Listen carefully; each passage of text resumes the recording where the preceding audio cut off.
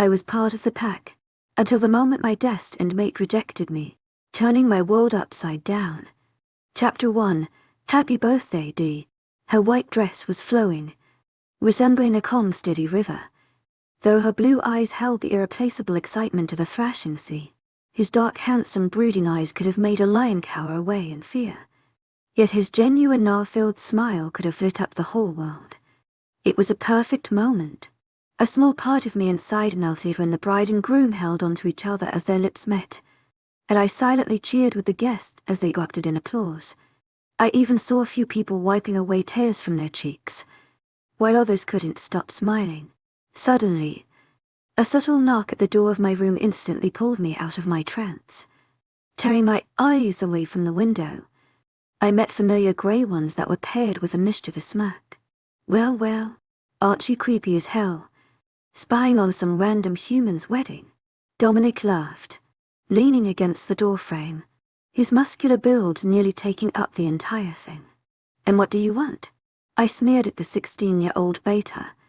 Even though he was so young, he indeed was an ideal leader of our small populated pack. Can't start a game of wolf hunt without our tiniest member. You up for it? Runt. I didn't even blink as I darted past him and began rushing down the wooden stairs. I heard his raucous laughter behind me.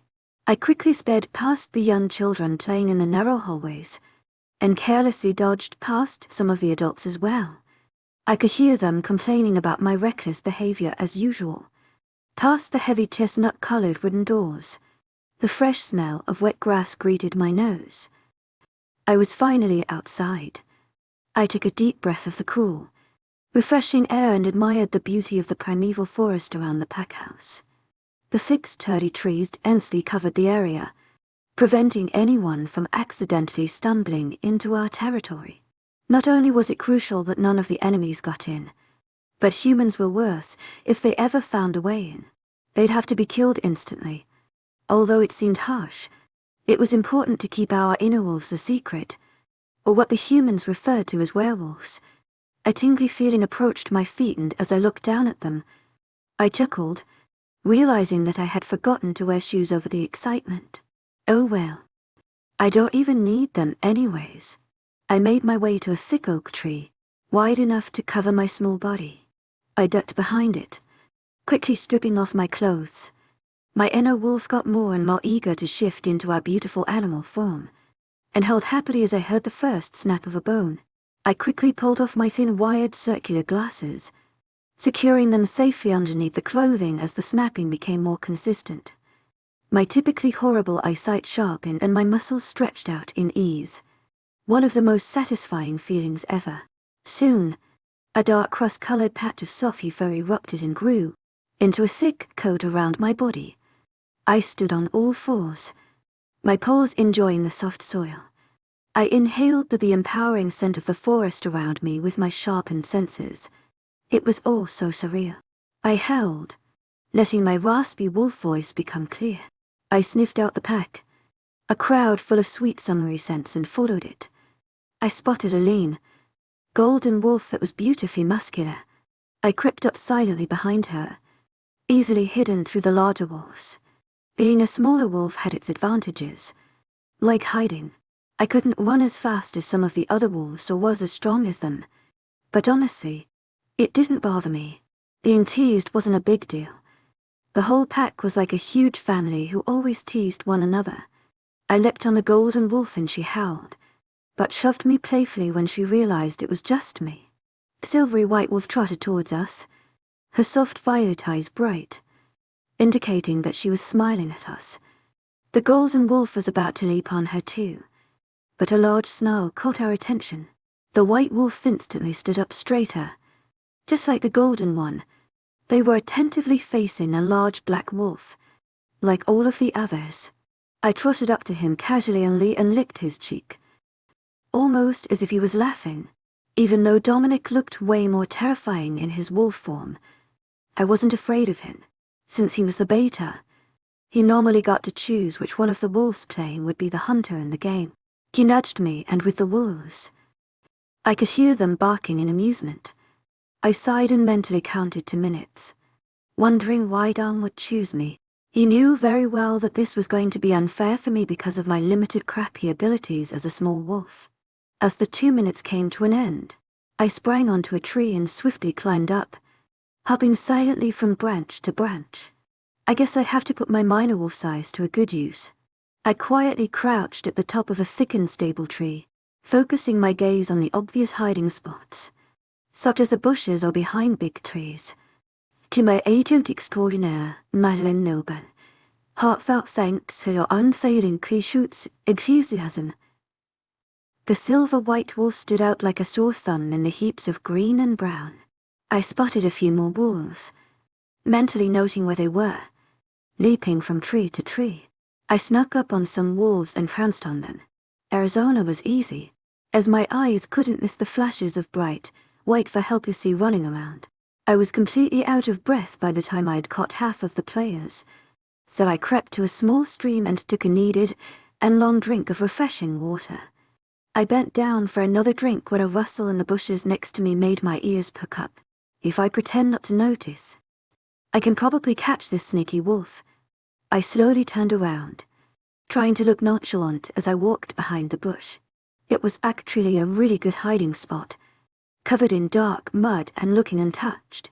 Without another thought, I jumped right into it, ready to bark happily at the next catch. But then my nose caught whiff of a spicy scent, which consisted of cinnamon, a hint of fresh pine. It was so intoxicating that I almost forgot to look at the wolf in front of me. My eyes widened. I didn't think twice as I hopped onto the enormous dark wolf and let out a victorious cry make its way through my throat. This was the first time ever that I caught Dominic in a game of wolf hunt. Me, a runt, caught the beta. I had to let it sink in fully before nudging him in the shoulder. He barked and nudged me back, which almost made me fall over. He was about to bark again, but then his nose perked up, sniffing the air around him, which made him sprint away. Maybe the alpha was calling him.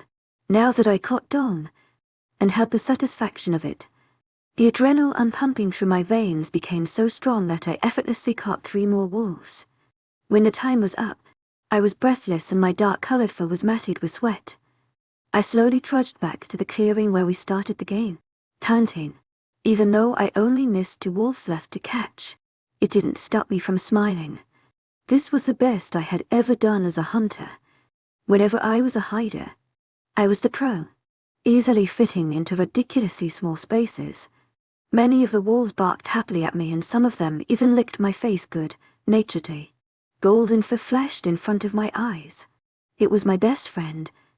To my agent extraordinaire, Madeleine Noble, heartfelt thanks for your unfailing patience, enthusiasm. She whistled sharply at Arizona, the white wolf, and she trotted over. Amber's blue eyes glistened with pride as the undefeated champion of wolf hunt, but still came over to embrace me. Arizona nuzzled against me. I smiled even more at my best friends. They let go of me when the sound of snapping bones became apparent. I groaned. It was time to shift back again. I spotted Dominic again. I walked over to him, my tongue sticking out, about to ask if I could stay in my wolf form for a bit longer. But I stopped, noticing that he inhaled sharply, like he did back at the bush, and motioned with his head for me to come meet him inside. He ran away so fast that I didn't even have a chance to argue. I walked back to the sturdy oak tree and shifted. Once again my vision loosened and I fumbled around for my thin crusty glasses underneath some leaves while slipping my clothes back on. After 5 more minutes of searching, I gave up. I wasn't going to find them. Time to go back to the drugstore and buy some tacky ones again. To my agent extraordinaire, Madeleine Noble, heartfelt thanks for your unfailing patience, enthusiasm. Fortunately, I knew this forest like the back of my hand, so getting back to the pack house wasn't a challenge. At the edge of the woods, I inhaled the smell of wet grass for the last time that night, and entered the lively wooden pack house. As I turned the around the corridor, the strong scent of cinnamon and fresh pine once again greeted my nose. It oddly made me feel very tingly and alive, and my wolf elated. It was a weird feeling. The closer I got to my room door, the stronger the scent became, and I felt attracted to it. Once I arrived at the mahogany door, the scent hit me like a truck. I looked up to find dark grey eyes Dominic, and even though my glasses weren't present, I strangely noticed every little detail about the boy. The way his snug black shirt hugged his muscular abs, the way his dark crippling hair suddenly looked so touchable, and the way his eyes made me shiver in an unthinkable delight. How come I had never noticed any of this before? I stood there with my throat suddenly dry, unable to find any word to slip out of my mouth. I didn't even blink because I was too busy checking him out. He cleared his throat and handed me a rectangular package wrapped in a beautiful soft blue paper. My brows furrowed in confusion, but I opened it and quietly gasped. It was a brand new pair of glasses, and they looked expensive. "Not bad today," he murmured.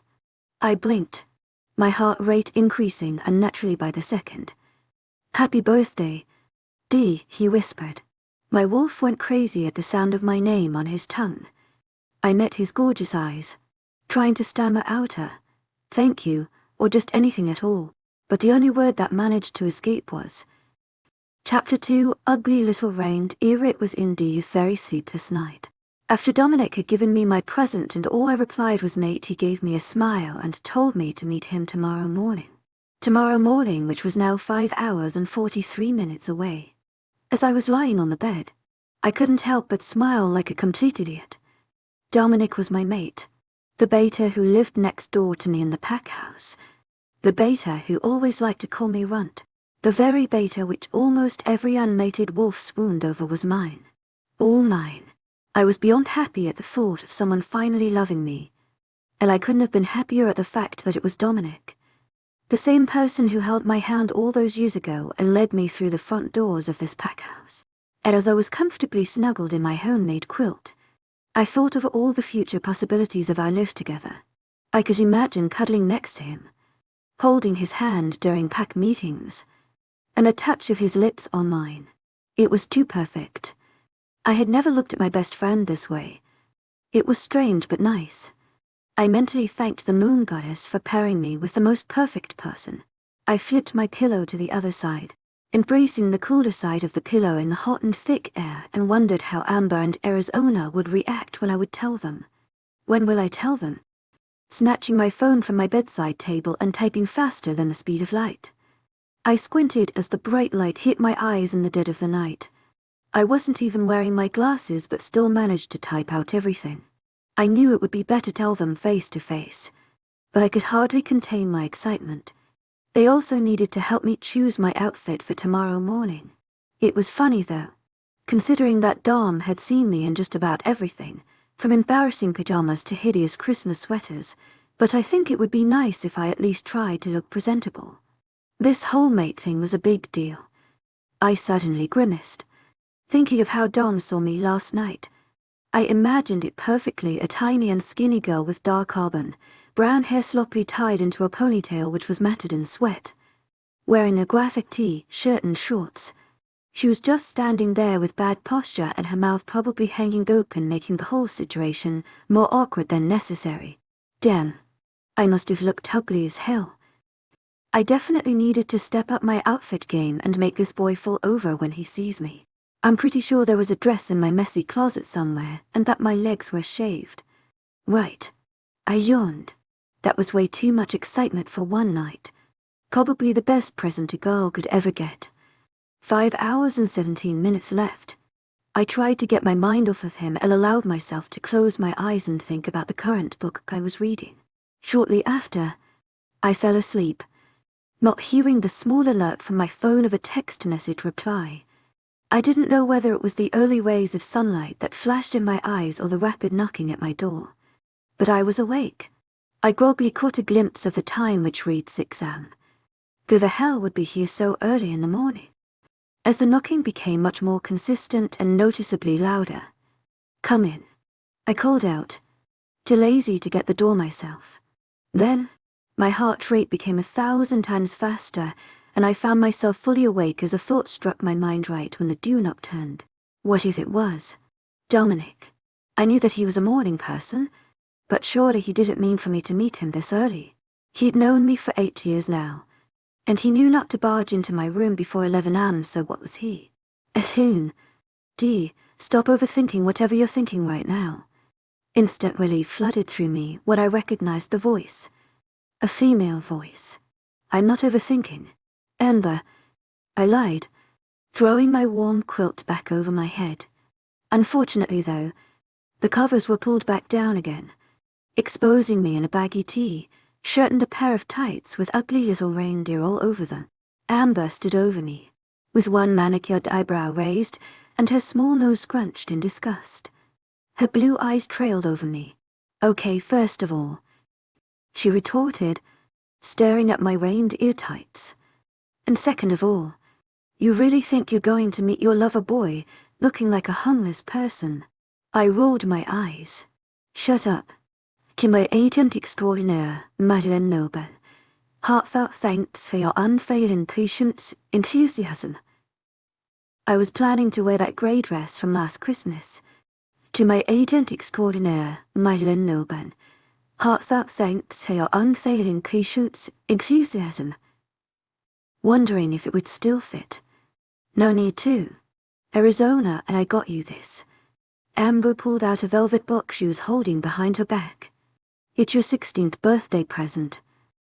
Nothing. She tossed the box with perfect precision onto my lap. I sat up in my bed and carefully opened it to reveal a soft chiffon material. Upon further investigation, it turned out to be a short blue dress with elegant lace arms stopping around my elbows. It was beautiful. Wow, Amber. I thank you so much. I stammered, breaking into a grin. I leaned over to hug her, and she hugged me back for 2 seconds before abruptly letting go. Hush. Save that mushy stuff for Dominic. She winked. I blushed and playfully threw the box at her head. To my agent extraordinaire, Madeleine Noble. Heartfelt thanks for your unfailing patience, enthusiasm. I missed, and she caught it with one hand. It was probably because of her inhumane athletic reflexes that I've always questioned. I still couldn't understand how this girl woke up at 5 am every day to do her owly morning run when I couldn't even wake up at 11 am on a normal day to walk down the hall. So, where's Arizona? I set the dress aside carefully and rolled out of my bed, stretching my limbs. Amber twirled a strand of her blonde hair between her fingers and thought, I actually don't know. Her parents had to talk to her for something urgent, she explained. I nodded, running a brush through my ferocious auburn hair, which currently resembled a bird's nest. I silently thought about how lucky Arizona was. She was a well-respected wolf in the pack, who was fortunate enough to have her whole family with her. Unlike many of us here, not only was she undeniably sweet, but she was also granted the gift of pure beauty. Her long locks of blonde hair were so light that looked silver, which complemented her doe-shaped violet eyes. Her smile was always radiant and her thick lashes were mesmerizing every time she'd blink. The best thing was, Arizona never used any of that for bad things. She was as nice as she was lucky. Anyways, I would help you straighten your hair, but I gotta run before the alpha, or the beta, catches me here, she exclaimed. Good luck, D. She gave me a smile and her turbulent blue eyes were full of mischief before she scurried out the door. The absence of her bubbly and airy presence made the room much more silent, which I didn't like. So, I let my thoughts drive it away, as I opened the door to my small bathroom and got ready for my shower. By 8:11 am, I was finally ready. Normally being the person I am, it would only take me 10 minutes to get ready, never 2 hours. But maybe that was just because I would always just throw on a comfortable tee, shirt and skinny jeans, skipping the entire process of putting on makeup or doing my hair. I'd always admired the girls with flawless makeup. They looked even more beautiful than they normally were, with their bad-ass sharp eyelid and bold lip colors. Me, on the other hand, I normally fumbled to properly put on mascara without stabbing myself in the eye for a couple of times. Today was an exception, though. It took me a while to master the basic but elegant makeup look, but it turned out looking decent enough. I slightly moved around my toes in a pair of black leather flats, still contemplating whether I should have just switched them from my comfortable and worn-out pair of Converse. But, as I stuck my new Ray-Bans on my face and finally got a clear view of myself in the mirror, happy with how I looked, I really hoped that this outfit would make up for my horrid look from last night. My heart fluttered at the thought of last night. I couldn't wait to see him again. Should I go right now? Or would it seem like I'm too desperate and eager? Once again overthinking. Maybe he was already runt. A masculine voice called out, on the other side of my door, which made my heart flip and nearly fly out of my chest. No one told me this would happen every time I'd hear his voice. Oh yeah, I'm coming, I croaked out. God, why was I embarrassing myself? This was the same guy who I teased for years and was never nervous around. What was wrong with me? Every step I took closer towards the door, my heart rate would speed up. My inner wolf kept yipping excitedly.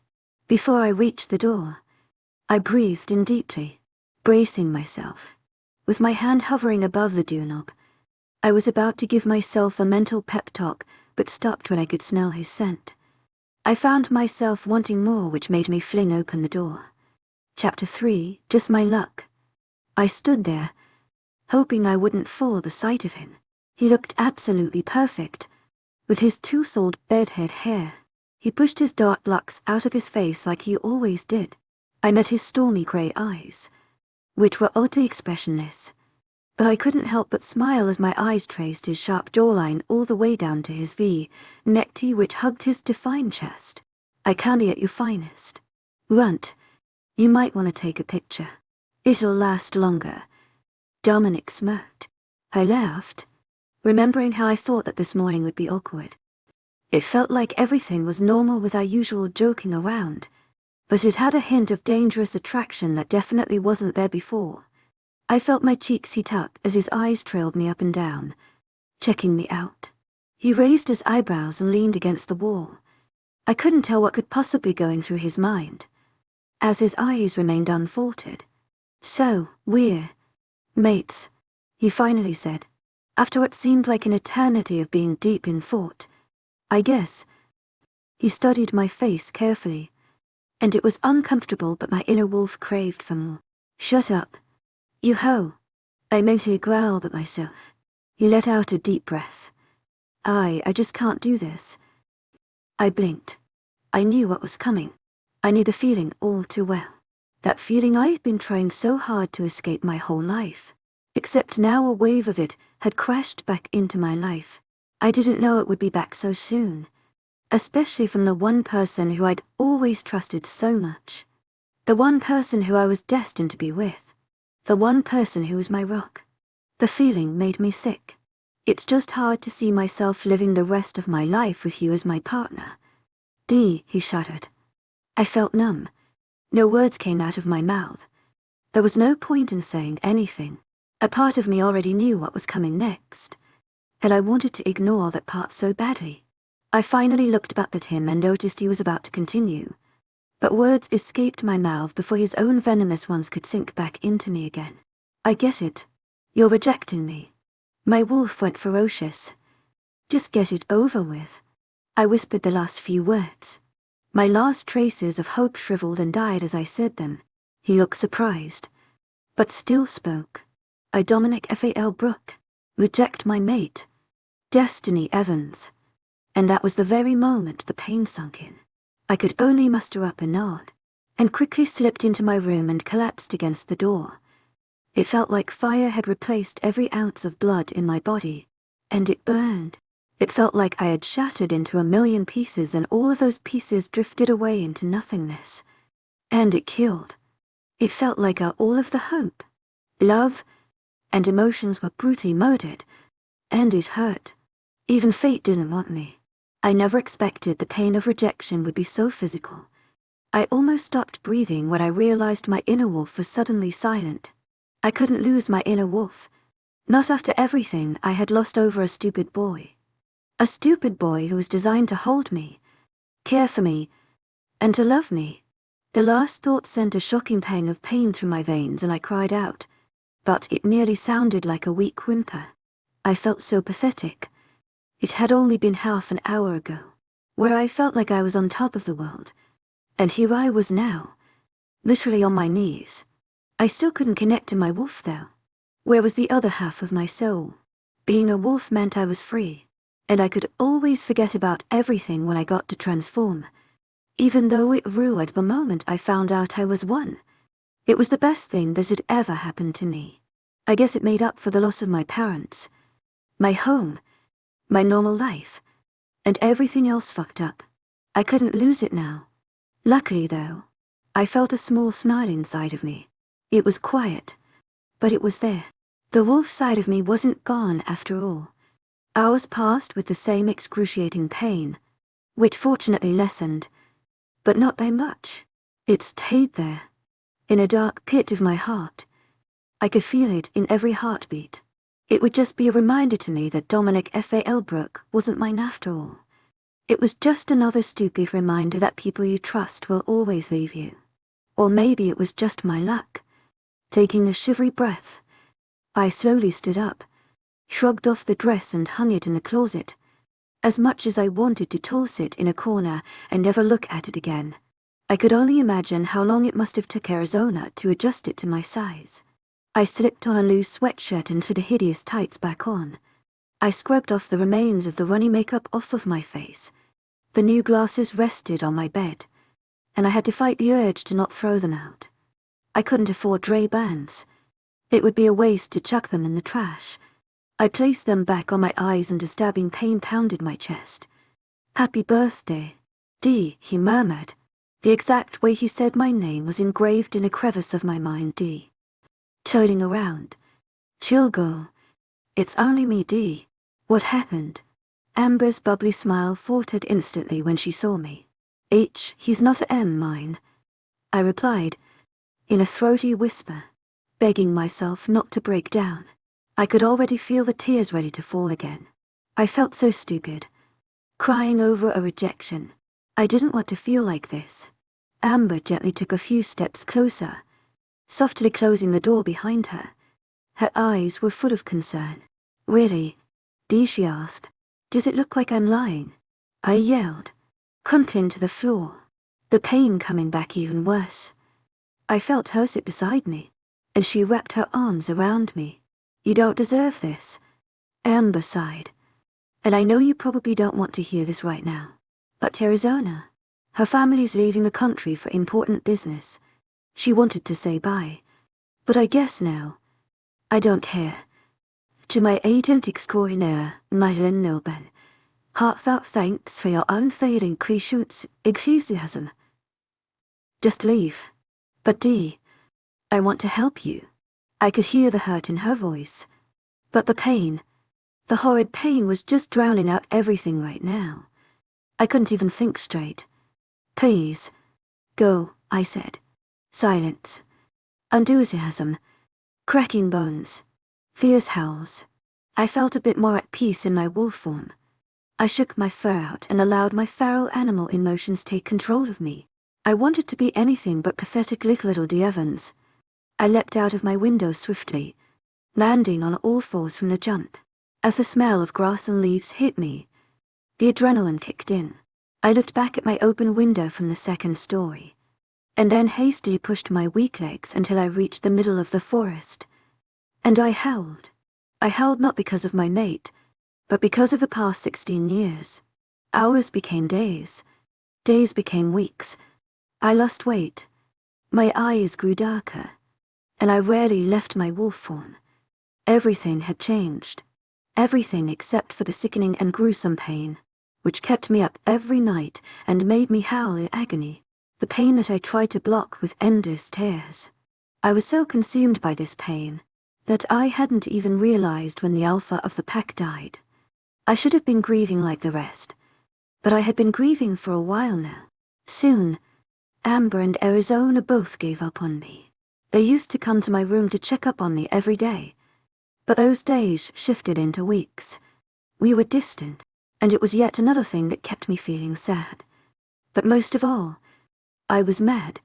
This mate rejection had taken full control over my once decent life. It always had Mia in a discourteous mood, made me lose my appetite. and also made me want to cry all the time. I didn't choose to be like this. I didn't ask for my best friend to hurt me like this. I didn't ask to be constantly unwanted. I rarely asked for anything. Chapter 4, we won the bet. My eyes snapped open. What time was it? What day was it? I took a couple of deep breaths. It wasn't like time even mattered anymore. I blinked, allowing myself to capture the intricate details of the forest around me through my wolf eyes. I almost smiled when I saw how beautifully the droplets of rain glistened on bright green leaves. Yawning, I stretched out my long and shaggy legs and then stood up, wondering what breakfast would be today. Maybe a rabbit, or a fresh fish. My stomach grumbled happily in response to the thought of fish. The last time I consumed proper food must have been over a day ago. But who cared? It's not like the forest had too many options anyways. Maybe it was time to go back to the pack house. The thought triggered a round of pain to rattle through my frail body. I ruled against it and dashed out of the forest. A big part of me told me to stop and go back to my safe haven. The place where no one could judge me, or stare at me, or assume anything. But the other part of me, the small measly one, told me to stop being selfish and check up on Amber and Arizona, the only people who actually mattered here. As soon as their names appear in my mind, and I think of their concerned faces for me, I run faster. I run even faster, reminding myself that I'm not the only one with problems. Once I reached the pack house, the burst of different summery scents greeted my nose, but the one that made me helplessly whimper was his scent, cinnamon and fresh pine. It had been a few months since I returned to the pack house. I'd needed time to myself, and isolation from everyone else had given me a sense of peace. But now that I was back and smelling his scent again, I couldn't help but think, I love his scent, yet do I love him? The wolf inside of me said yes, though my brain said no. Where was my heart when I needed it? I was just so confused. I thought that a couple of months in the woods would give me time to stop thinking about him, but here I was again wondering about my love for him. I was only 16. Was it even normal for wanting to scream or cry every time I thought about him? No. God damn it. I wish I was normal. Tag you, Riot. My ears perked up and I turned around to see a young, small wolf. He had short brown fur and his hazel eyes were full of youth and freedom. They turned to a dangerously dark shade the moment they my own eyes. Realization dawned on the pup and he yelped and ran off. Shit. Did people talk about me that often while I was away? I gulped, and swiftly trotted to the back of the pack house towards my room. What a stupid pack. My window was still open, after all these months, exactly how I'd left it. But the thing that struck me weird was the abrupt scent change. His room was right next to mine, and I had been mentally preparing myself for his scent. Yet I couldn't find trace of it near my room at all. He must have moved rooms because my own scent was lingering and he couldn't stand it. I had to remember that I wasn't the only one affected by this rejection. However, was it as painful for him as it was for me? I highly doubted it. In front of my bedroom window on the second story stood a large oak tree, the same I'd been playing on since I was 8 years old. After all these years of climbing it, whether I was in wolf or human form, it was easy for me to leap up it and jump through my window and into my room. When I leapt through, I blinked. My room was spotless, clean, and perfect, nothing like the mess I had left it in. So why was the window open? Unless someone had been waiting every day. Welcome back. Dee chimed an old familiar voice. It's about time. I howled happily. Before I could think twice, I shifted open my closet door with one paw and trotted into it, quickly transforming back and throwing on whatever I could find. Running out, I stumbled but crushed Amber into a hug. Dee, I was so freaking worried about you, she cried, holding on to me. I held on to her, because I had missed her too. But after being in my human form after months, it took a few steps to adjust to my clumsier self and needed some support to hold on to. As I hugged her, a sour thought entered my mind. How did I just abandon my best friend? What kind of a person did that make me? A selfish one. Amber, I'm sorry, I choked out, pulling away and looking her in those beautiful blue eyes of hers. Her lips formed into an amazing smile and she shook her head. But I continued. No, I really am sorry. I've just been so selfish and only thinking about myself. I didn't even care that you and Arizona were so concerned about me, and all I did was push you guys away. I feel like a horrible person. So I'm sorry about the past few months. Stop apologizing. I can hardly imagine what you must have gone through. Amber muttered. Anyways, you're probably starving. Girl. I nodded vigorously, and my stomach grumbled to back that up. It sounded like a wail. Amber giggled, and we were about to walk out of my room, but I caught sight of myself in the mirror and shrieked. There were small twigs and leaves in my unbrushed hair. I wasn't even wearing my glasses, and I was wearing an old t-shirt and a crusty pair of shorts. Amber saw and laughed even more. I'm going to go take a shower, I announced, picking up a cleaner shirt from my closet and black sweatpants. Once I made it into the shower, I sighed in bliss as the hot water streamed over my body, and I scrubbed myself clean with my favorite lavender body wash. The forest was truly an amazing place, but I'd almost forgotten about the luxuries that I took for granted, like hot showers and coconut shampoo. I cringed at the memories of me taking freezing baths in the local streams in my wolf form. I finished showering and then dried myself with a fluffy white towel. After changing into my clothes, I quickly ran a comb through my tangled hair and managed to put it up in a floppy, messy bun. I pulled my glasses on and thanked the goddess that I could see much clearer now. I slipped out of my bathroom to see Amber perched on the edge of my bed, her forehead creased with worry. I wanted to punch myself.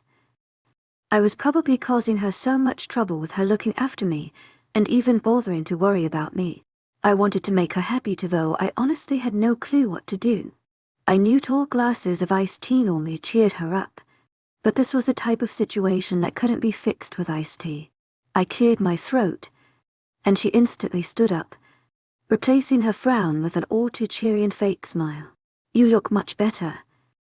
Gee, thanks, I replied, steering her towards the door. I tugged on the door handle and mentally reassured myself that if I saw his face, I would act normal, perfectly normal. But what the hell was normal anymore? I was about to push the door open when Amber's warm hand suddenly gripped my own cold one. She suddenly whimpered, pushing up my sleeve to reveal scratches and cuts. I had got those from sleeping in trees and rough bushes as a wolf. They must have transformed onto my human skin. So what was wrong? Have you really been cutting why or? Oh, so people do talk about me, I retorted, trying to keep the hurt out of my voice. So that's what she thought the cuts were. She'd believed the lies everyone else probably whispered about me day and night through the halls. My own best friend, who'd known me so well. I didn't believe them. I was just, Dee, please. You're my best friend. I was really worried, and just seeing your arms I thought for half a second that maybe. Amber, I would never do that. I shot back, a little too sharply. I swiftly opened the door and walked out, not even caring for a few seconds whether anyone saw me or not. Did my own best friend actually think that I would hurt myself because of a boy? I shook the negativity away from my mind and told myself that she was only looking out for me. I heard footsteps behind me and slowed down so she could walk next to me. Amber strolled beside me, and in an awkward silence that seemed to go on for an eternity, we reached the kitchen downstairs. Chills instantly ran down my spine even though it was humid and hot. Multiple sets of eyes landed on me and the whispers began. I wanted to glare at them and tell them I had ears, but I didn't have the courage to. Some of the people who whispered had been my friends who used to talk to me often. Now they stared at me as if I was a walking lamp or something and not a member of their own pack. I kept my eyes locked to the floor and shuffled silently to the fridge, grabbing the first drink my hand could grasp. I took one glance at the half-empty bottle of vitamin water before chugging it. Yet as soon as I did that, I opened the bottle and spat the liquid back in it. It was his vitamin water. My throat burned at the feeling of cinnamon and I slammed the drink down on the countertop next to me. The people who stared at me earlier continued to stare at me even more, probably wondering what the hell was wrong with the drink. Embarrassed, I sat down on a chair by the kitchen table, already wanting to run back to my room. KD. I turned around to see a pair of hauntingly gorgeous violet eyes. It was Arizona, smiling. I didn't say anything as I pulled her into a hug and inhaled her sweet scent of roses and honey. I had missed her. "Welcome back, Dee," she said softly. This is what I loved about her, even after I had left for months and made no effort to contact her. She welcomed me back with open arms and no questions. "Thanks," I whispered, almost smiling. I forced myself to smile for her, and I did, although it faded rapidly when she began to speak. "I think Amber told you a while ago. I'm moving away in 2 days," she began, but the rest just sounded like I was underwater. It struck me that I may not ever see her again. I had wasted my time in the forest when I could have spent it with my friends. Why was I so stupid? After all these months, I still didn't know. "I'm really sorry. To my agent extraordinaire, Madeleine Noban, heartfelt thanks for your unfailing patience, enthusiasm." To my agent extraordinaire, Madeleine Noban, heartfelt thanks for your unfailing patience, enthusiasm. Letting go of her. Her eyes were calm and happy and she shook her head. "It's all right. Just promise me that you'll make the most out of these next 2 days with me." To my agent extraordinaire, Madeleine Noban, heartfelt thanks for your unfailing patience, enthusiasm. It was the least I could do, and I felt even worse of how Arizona was so nice about it. As Amber, to my agent extraordinaire, Madeleine Noban, heartfelt thanks for your unfailing patience, enthusiasm.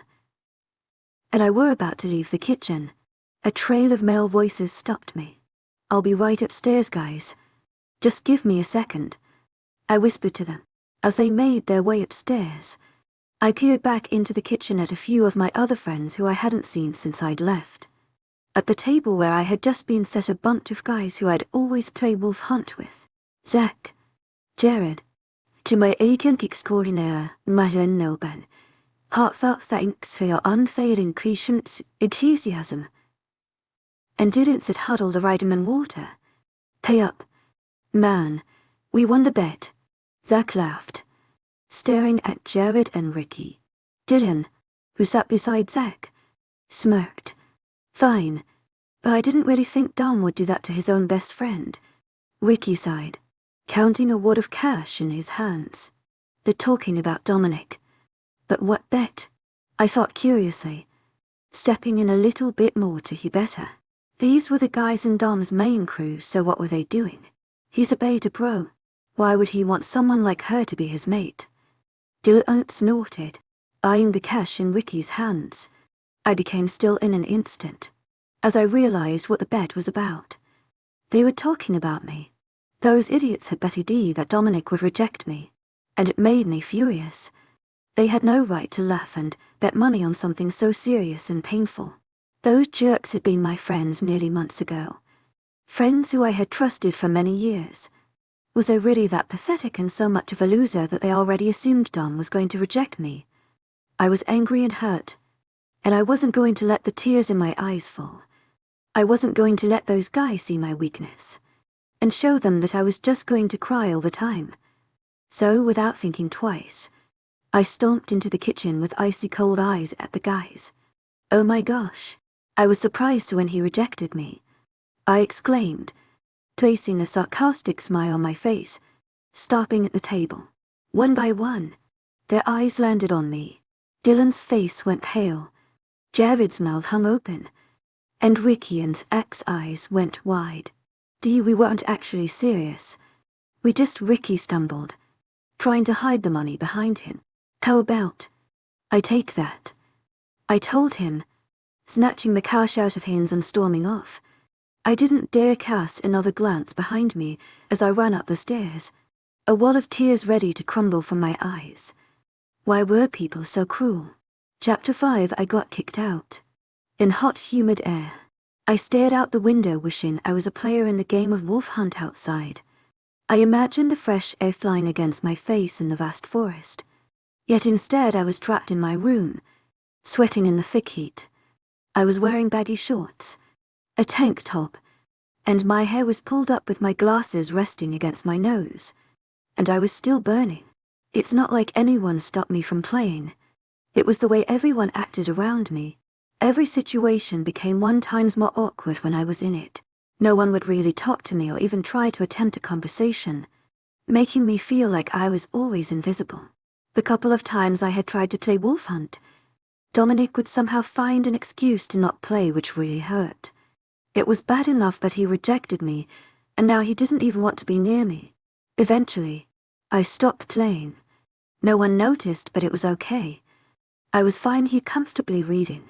The heat, though, got to me today, and it's like my body involuntarily led me to the window at my room to watch a shirtless 17-year-old Dominic content lie running around. Was his smile even real? Did he not feel the mate pull that tugged helplessly at my own heart every day?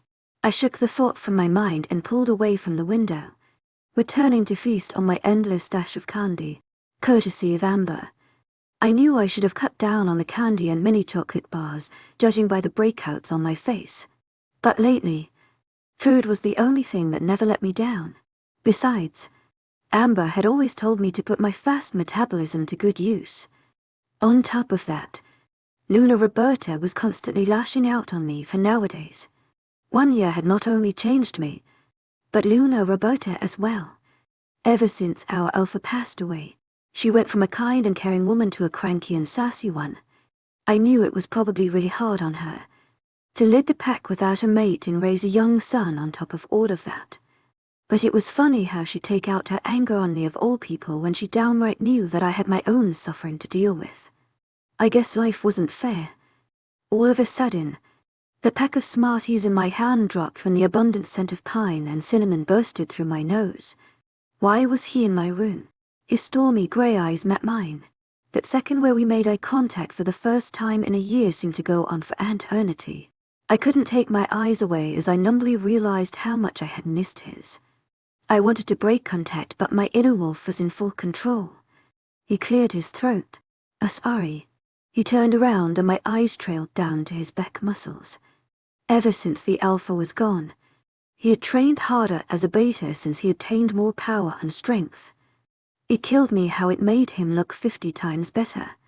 Still not processing what exactly just happened in the last few moments. I slowly got off my bed to close my door, but he instantly turned around and grabbed my hand, sending a shitload of sparks to shake through my veins. My heart began beating rapidly as I held onto his hand for no reason. We simply stood there, thick tension dancing in the air. Had it really been a year? I felt the need to hold on to him forever and never let him go. But I knew that it was all the mate pull which was essentially stronger now. By the way his grey eyes darkened, I knew his own inner wolf was uncontrollable as well. You feel the mate pull too, right? His deep voice pierced the heavy silence. I was at an utter loss for words. He was actually speaking to me. I nodded stiffly, glancing at his hand gripped on my wrist, sparks still trembling inside of me. It needs to stop. I can't handle it anymore, he murmured. I blinked. My heart involuntarily fluttered. Hope, a feeling I hadn't felt in quite a while, planted the tiniest seed in my fragmented heart. All of that waiting, all of that pain, it would finally leave me alone. He finally wanted me. It seemed so impossible yet so real at the same time. But when I made the mistake of looking at his earnest face, I felt like I was falling in love all over again. We could finally be together. Unless, I need to find another mate, he muttered, fast like fire. I tore my hand away from his. The words another mate echoed in my mind, killing me softly. I wanted to beg, plead, just straight out ask him why I wasn't good enough, why I was so good and unwanted. He still continued to speak, every word would like a fierce dagger puncturing me. My rank is higher now and I need a mate. It looks bad on me, especially when rival packs come to visit since I'm the beta. I just wanted to let you understand. All of that collective anger, sadness, and mix of emotions that I'd been holding in were finally ready to explode. That was the last straw. You want me to understand? I whispered, my voice shaking. You want me to understand that I mean nothing to you, that I'm worthless, Is this all about your reputation? Or was I too blind to see how much of a jerk you've become? You've changed, and you're nothing like that boy I met all of those years ago who became my closest friend, who held me when I had those nightmares. Who even are you anymore? Definitely not him. I can't believe you came to tell me this of all of the things. Like you need my permission or something. FYI, you're the one who rejected me. Well, good luck Dominic F.A.L. Brooke in finding a mate. 'Cause an imbecile like you will need all of the fucking luck you can get. And without thinking, with anger coursing through my blood, I slapped him hard across his face, tears streaming down my face. And that felt good. He was stunned. But before he could muster up anything, another voice interrupted. How dare you disrespect the beta like that? Luna Roberta looked furious.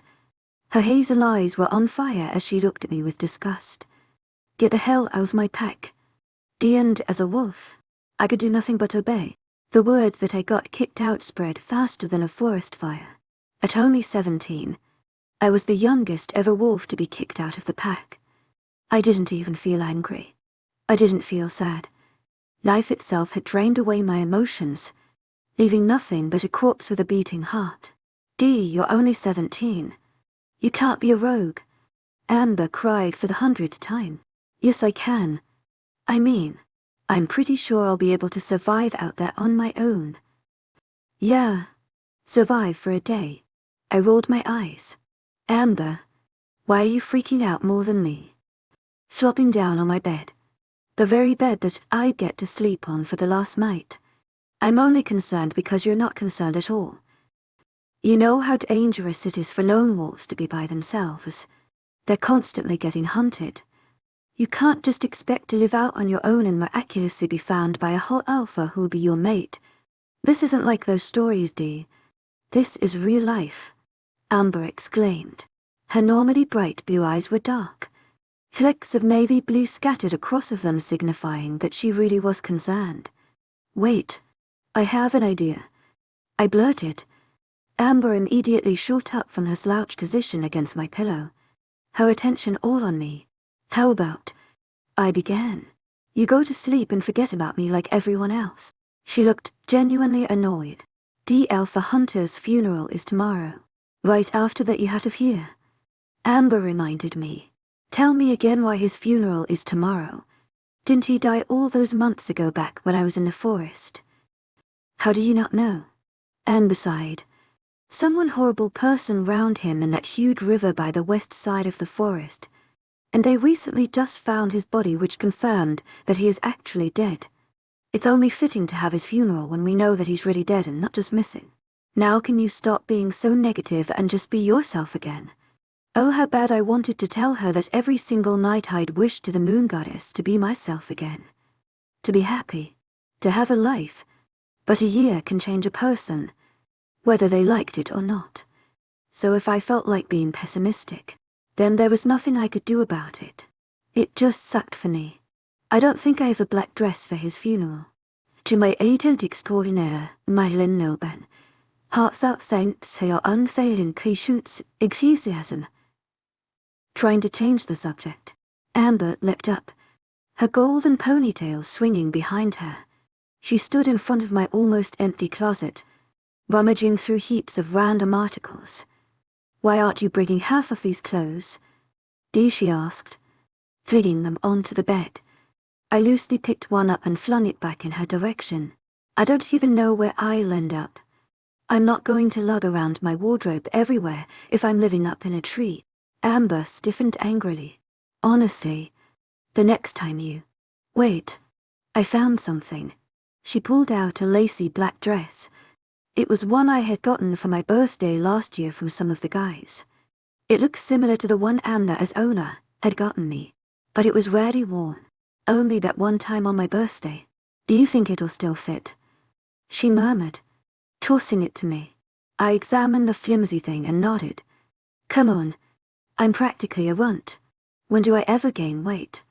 I remarked, placing it on top of my bag, which was packed with essentials. You're not a runt, Dee, but you do have a fast metabolism. Amber agreed. But really, I can still try to talk to Lula Roberta one more time if you want. Leave it. I protested. We both know I'm done for. You should have seen her face yesterday. Let's just accept the facts and get some freaking sleep. Chapter 6. Do I look like a serial killer to you? As usual, it was a sleepless night. I had tossed and turned, flipped over my pillow an innumerable amount of times, and had thought about what would happen to me. In front of Amber, I pretended like I didn't really care, but in reality, I was freaking out. I knew there was no way in hell someone as young as me would be able to survive out there on my own as a rogue. I had always heard chilling stories of rogues being brutally hunted or captured by opposing packs. Would I be the next wolf they tell stories about like that? The thought terrified me, but Amber didn't need to know that. After a few measly hours of sleep, when dawn finally decided to arrive, I got up and stretched. I noticed that after Amber left last night, she took the time to organize my closet. She was always thinking ahead. After taking a shower, I slipped on the dress. I tried hard to not think about last year, about how hopeful and happy I was in this dress. Now I was everything but that. I didn't bother with my hair, and just settled with a messy side braid. I perched my glasses on my nose and slipped on a pair of Converse. I walked out of the bathroom, ready to leave my life behind here. Looking back at my room for one last time, memories of my late childhood ripped through my mind. I remembered the first time I came here 9 years ago. Totally clueless, lost, but wondrous. My eyes flitted to the one floorboard that would always creak loudly if anyone stepped on it, and I remembered how Dominic would sneak into my room when I had nightmares, and was always careful to tiptoe over it. I looked in my small closet, and thought about that one time when Dominic was 12. He had hidden in it to scare me, but I had pushed him so hard that he fell and had broken his arm. I silently snickered at that memory. I looked at my bed, and remembered all of the times Amber, to my agent extraordinaire, Madeleine Nilben, heartfelt thanks for your unfailing patience, enthusiasm. And I would watch horror movies in the dead of the night and try hard to not scream and wake up the pack. Every sport had a memory tied with it, and there would be no more to make. I guess it really was goodbye. Swinging my bag over my shoulder, I walked out of room 210 and took a deep breath, heading downstairs. I could feel multiple sets of eyes on me, ranging from innocent, naive ones to wise and harsh ones. Normally, I hid any sign of emotion on my face, but today, I awkwardly gave a side smile, silently thanking everyone for the memories at this pack. Before reaching the front doors, I waited for a fraction of a second. My inner wolf didn't want to leave. It belonged to this place, and was loyal to it. But me, I didn't belong here anymore. I yanked the door open and gasped at how many people were here for our late Alpha's funeral. I noticed that there were quite a few neighboring packs and surprisingly picked out some humans as well. Normally, us wolves didn't really interact with humans and were always cautious to make sure that they never found out about us. Alpha Hunter, though, had been a kind and warm-hearted man. Everyone had admired him. Maybe that was why he had let me in all of those years ago, because he welcomed everyone with open arms. Move out of the way. Kid spat a voice. I squinted up to see Finley, a guy who used to be my good friend. Ever since I got rejected and the rumors had spread, he made sure that I felt like an outcast even more. But since this was my last day here, I wouldn't go silent. So you're calling me a kid, when you have the brain of an 8-year-old? I shot back, my heart hammering in anxiety. If this was only last year, we would have laughed and continued to fire back insults at each other. But by the way his silver eyes gleamed with anger, and his fangs bared, I knew this wasn't us just joking around anymore. Shut the hell up. You freaking look like a goddamn 8-year-old. No wonder Dom rejected you, he retorted. I couldn't manage to say anything back. I just stood there, absolutely dumbfounded. I couldn't believe that Finn would ever say that to me. He stalked off, roaring in laughter with the other guys. Need some aloe vera for that burn. Someone hollered out behind me. I ignored it and quickly spotted out Amber and walked towards her embarrassment. I tapped her on the shoulder, and when she turned around, my mouth hung open.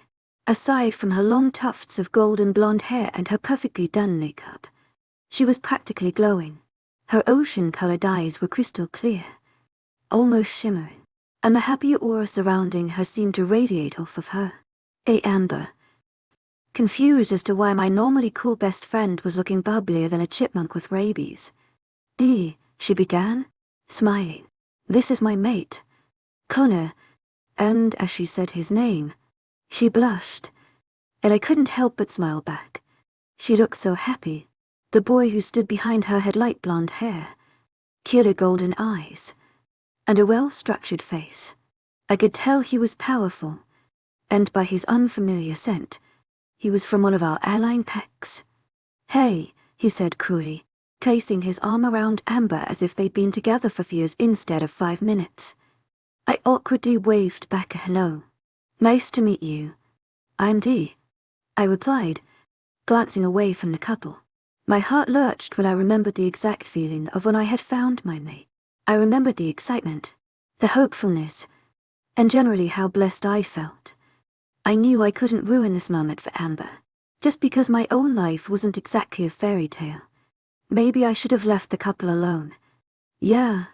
So, I gotta go. Amber snapped out of a hazy trance and grabbed my arm, quicker than the speed of light. I'll be back in a sec. She smiled shyly at Connor and dragged me away from the crowd. It was so weird seeing my confident and badass best friend acting this way. But the minute she faced me, I knew her boldness was back. Dee, what are we actually going to do about you? I'm going to have to move to Connor's pack, because he's an alpha and all. But maybe I could ask if you could come too. She chirped.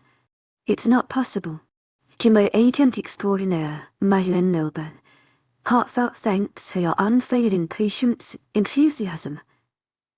First of all, I don't think the neighboring pack would want someone who's been kicked out.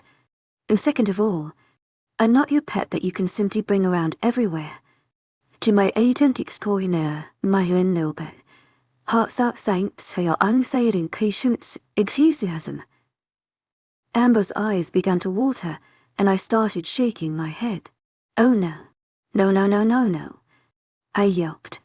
Amber, you're not going to cry. You are the baddest bitch and, no. Tears began to spill hopelessly down her hurt face. You can't be out there alone. Hell, I don't want to say goodbye. She whimpered. I'll be fine, I stated firmly, knowing damn well that nothing was going to be okay. Destiny, please, she cried. My eyes widened in surprise. I had only told her my full name once, and that had been 7 years ago. I had always been known as Dee to everyone, so how did she even remember such a small detail about me? Destiny, you can't be a rogue. You're going to die out there, and I can't imagine. I was about to reassure her when a voice suddenly interrupted us. I couldn't help but overhear your conversation. I suggest you come with me and join my pack. I turned around ready to knock out the idiot who dreadily eavesdropped on our emotional moment, but was utterly shocked to see that the guy looked nowhere near like he lived here.